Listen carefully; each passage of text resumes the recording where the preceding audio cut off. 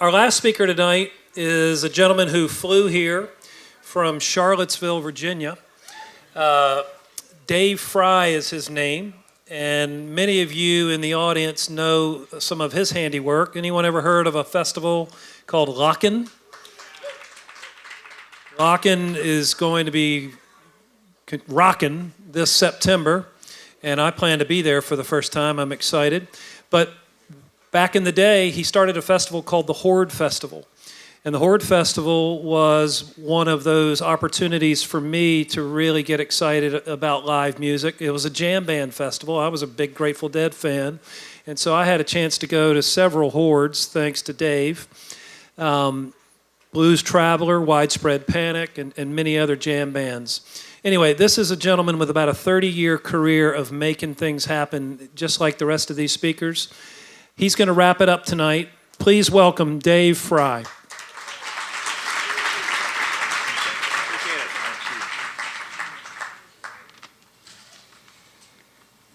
Well, I'm honored to be here. I want to thank Craig, Don, Brian, Adam, Larry, Lenore, Tom, and all you guys. Basically, my name is Dave, and I'm a manager.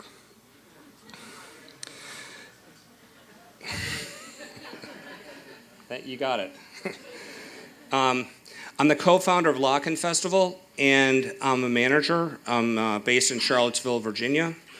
And basically, Lockn is a festival that I have a partner, Peter Shapiro, and Peter and I are basically booking a show we'd like to go to. We've been to a lot of festivals. We've been involved with lots of shows. I've known him maybe 20 years or so, and he's very successful. He's in New York, and he has Brooklyn Bowl and the Capitol Theater, and he promoted Dead 50 in Chicago, which was the biggest show of the year. Anyway, we're good friends, and we go to a lot of shows, and we were like, we don't like this whole thing where there's like 5 bands playing on 5 stages all at the same time, and all the people seem to be about this scene of, maybe taking a selfie of themselves in front of each band, and we're older, so we just decided to book a show we like. So we have one band play at a time, and as a result, we have a very music-centric audience that comes to the show because the bands also play longer sets, so we have fewer bands play. You can kind of look this way and see the Black Crowes for an hour and a half, and then turn this way and see Widespread Panic for an hour and a half, and then turn back that way and see Tom Petty play for an hour and a half. And that's what we like, so that's what we thought we'd put on. We're also very, very conscious about the front of house experience at festivals. It seems to me, at least, that you go to a lot of these shows and you're backstage and everything's great, and there's air conditioning and plenty of water and beer and all that stuff. But you step out in front of that front of house line, you go past the fence and you go out where the real audience is, and it's kind of ghetto, So we really try to look at it like we're in the crowd, because often we are in the crowd. We're not that cool. The bands don't want to hang around with us, So we're usually out in front and trying to make sure the food and the experience and all that is really good for people. So we're trying, and we're going into our 4th year this year, and hopefully we can grow this into something that's evergreen and marches on over time. So just to touch on a few things, I think it's really important to trust your gut. That's a really key thing.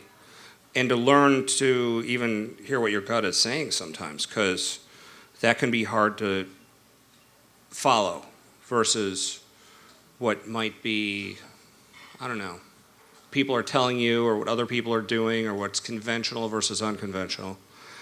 So I'll just, kind of go through a few experiences. I grew up in Chicago, and I started out playing in a band. That's me on the right. And all our gear got stolen, so this local club had a benefit for us, and it was a total stiff. Nothing was going on. So I put up posters and went to the radio station and gave away tickets, and I got other, people to guest star and stuff like that. And it sold out. And on a Tuesday night, it was, drinking age was 18, and it was, a whole $6 and all that stuff to go. But the club owner that night was there, and he settled, and he said, this worked out okay. Why don't you book my club for a little bit until I can find a real person to do it? So I was like, okay. So I figured I'd be there a couple weeks, and I'm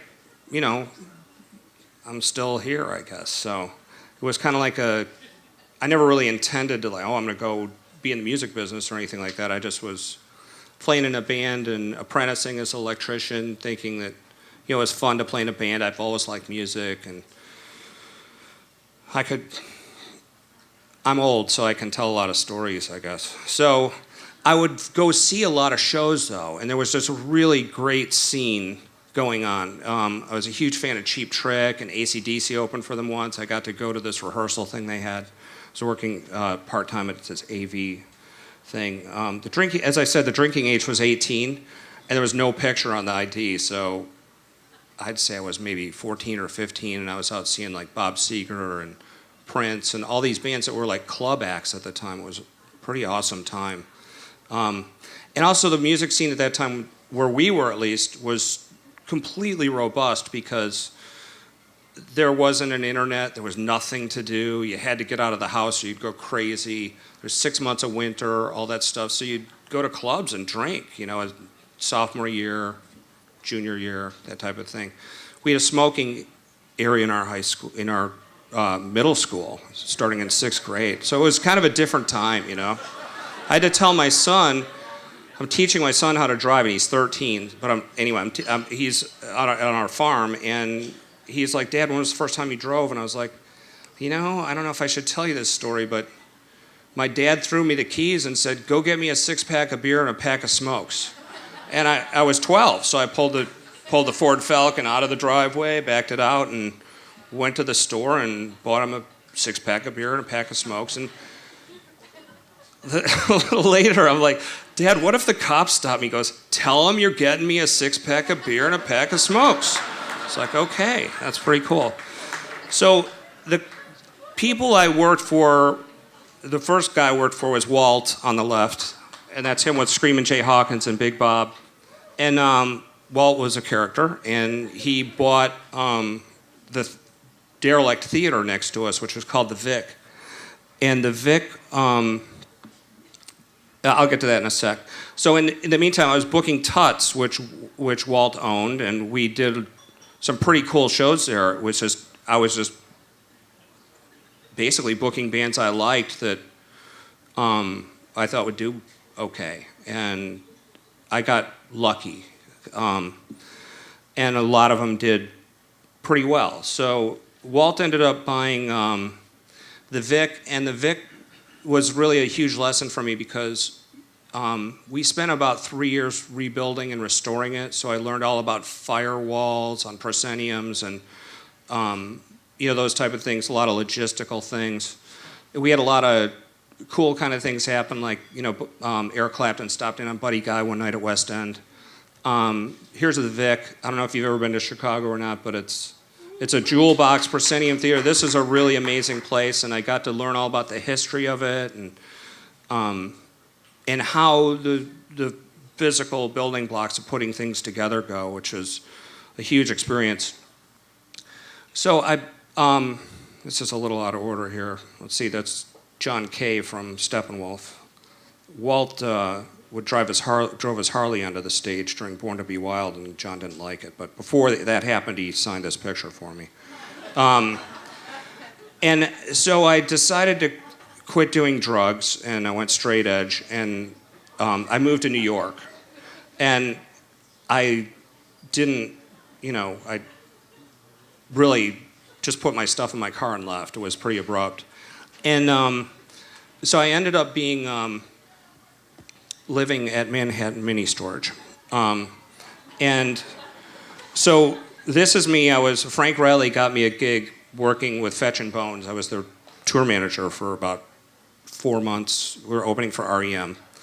And so we went, so I did some tour manager stuff and did sound, and I wasn't very good at any of it. We would be late and didn't sound very good and those type of things. But anyway, so I did land a job at New Music Seminar, which you probably never heard of, but it preceded South by Southwest. At its peak, it was like 30,000 people.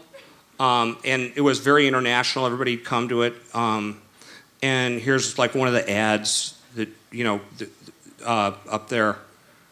Some of the bands we booked, like no one had ever heard of these bands, like Pearl Jam, the Jayhawks, Meat Pup, I don't know. Anyway, so we got to just kind of figure out what we wanted to book. And so that helped me a lot. And through that, I got to meet a guy named Ron Delsner.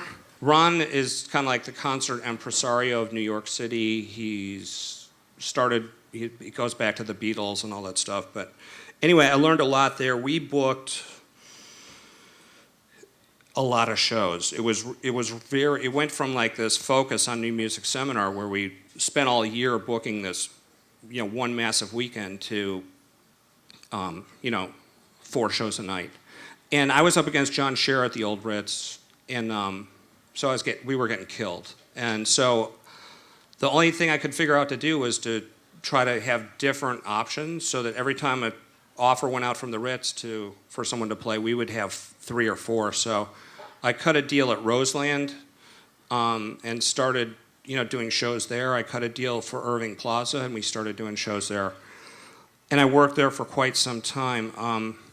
And then Ron was approached by Bill Graham to co-promote Nelson Mandela at Yankee Stadium. And so I went to Yankee Stadium, and I was the promoter rep, and I got to work with Bill Graham. And shortly thereafter, I went to run the Bill Graham Management Office in New York, which was a satellite of the San Francisco office. And he was really a very intense guy, and I tried to just soak up as much as I could from him. Let's see, we did lots of different shows there. Which way am I going? And at Bill Graham's, I met Blues Traveler, and I got to, I started managing Blues Traveler there. And it was pretty unique because we were like on the outskirts, and we would do the Grateful Dead when they came to town and all that. And there were different characters from there. This is Shelley Lazar. And we started doing a lot of shows at Wetlands. And Wetlands was owned by Peter Shapiro, who I'm doing Lockn with now. So we did a series every Monday night. We played Wetlands until we just started, knocking it out. Shortly thereafter, Bill died, and I started Silent Partner Management, and I went out on my own solely with Blues Traveler, and it was pretty difficult. I mean, our logo was a cat smoking a joint. And we just played a lot of shows. They played 300 shows a year, basically. They were just on the road all the time. And just worked it and put out a record a year for the first 5 years. We couldn't get a tour in 1982, so John and I started the Horde Corporation. The first iteration of Horde was Blues Travelers, Fish, Spin Doctors, Widespread Panic, Aquarium Rescue Unit. We couldn't get, first of all, none of these bands could get any tours, and so we just kind of put this together and did a door deal. Our deal at Jones Beach was 65-35, no guarantee, just straight percentage. Spin Doctors hit between when, and I don't know if any of you even heard of the Spin Doctors, but they had a couple big songs. They were big on the radio after Horde was booked. Between when it was booked and when it came to town, they just blew up, and so we sold out. So we had like this door deal, and we were walking out with like $250,000, and so that was pretty amazing. And so Horde continued over time, and then we did really well. And this is Ted Macon and Jeff Trump and some other people that used to work for me. I had a picture of Allie, but I don't think I put it in. And in 1996, we were approached by both Pace and Cellar Door to buy Horde for $4 million and come in as controlling half of it. And it didn't feel right. And you know what? It was a time I should have ignored my gut altogether, because that was a really bad idea. But just that we had Jack Boyle and John Meglin, Louis Messina, Ted Macon, and Patrick all in the same room was crazy. And that they all wanted to do it, it'd probably still be a big thing right now.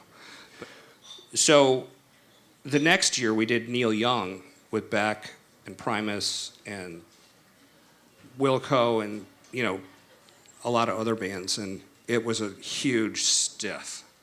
And so, and I should mention that before this, in 1996, we were millionaires. Well, in 1997, we gave it all back, and we were paupers again. So we made a lot and we lost it all, but it was, I have no regrets anyway. And then after that, we kind of phased out Horde a little bit, just kind of got to be too much. And the biggest thing was that Bobby Sheehan, a blues traveler, died of an overdose. And I, again, relied on my gut and made a decision that would be best not to work with them anymore for personal reasons, even though it was a big bad financial decision probably. But I had gotten some other clients in the meantime. I started working with Cheap Trick and the Ramones. So I just kind of started new with that, and that was a lot of fun, just focusing on being a manager, trying to augment, working with bands that were really self-directed, and just trying to really augment what they were already doing. And I did get back into promoting in 2000, got to meet this guy who was one of the owners of Yahoo, and he wanted to put on a tour, so we did this tour with Weezer and that was really, really successful again.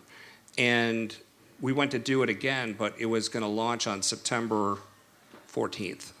And obviously September 11th happened, and so all that was, cut short.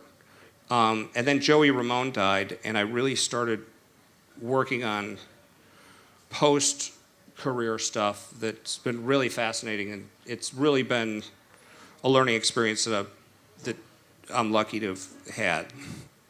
And then I really got a lesson in just life with, I was on a stage with Cheap Trick, and this bad weather was coming up, and the promoter, I went to the promoter and said, listen, this is looking really bad, we should maybe take a break. And he said, well, no, the stagehands are gonna charge overtime, and if it gets bad, we'll pull you off the stage.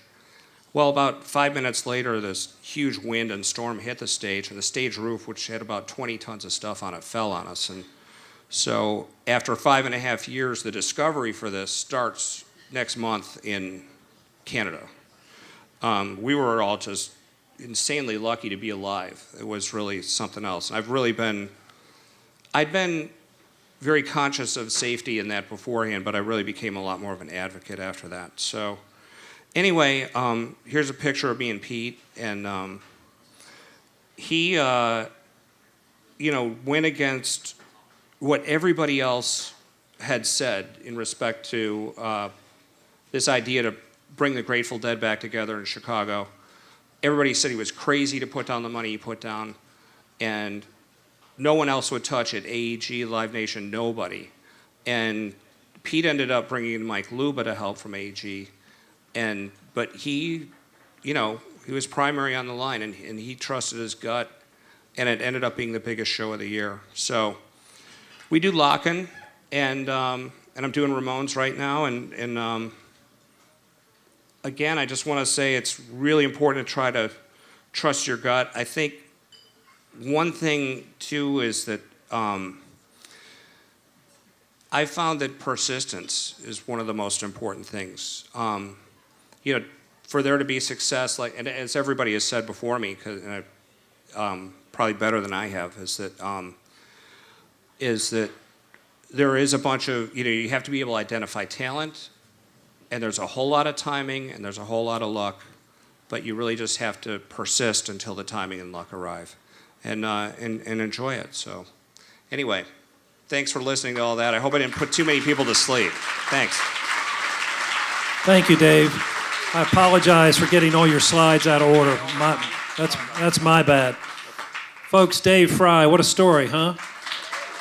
Thank you.